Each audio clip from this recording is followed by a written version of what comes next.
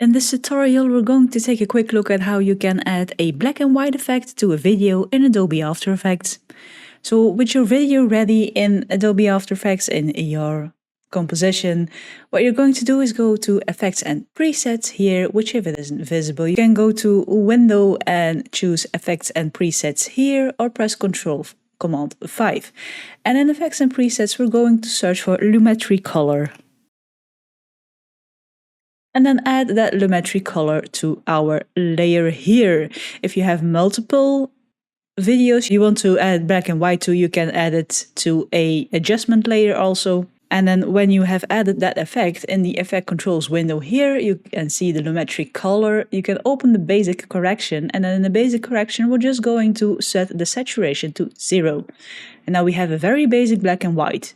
You can tweak the exposure a bit, contrast,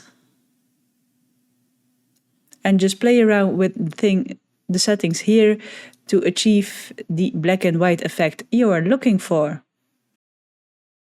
But that's how you can quickly add a black and white effect to a video in Adobe After Effects. Like the video if you liked it, subscribe if you want to see more of my videos, and as always, thank you for watching, and I'll see you in the next one.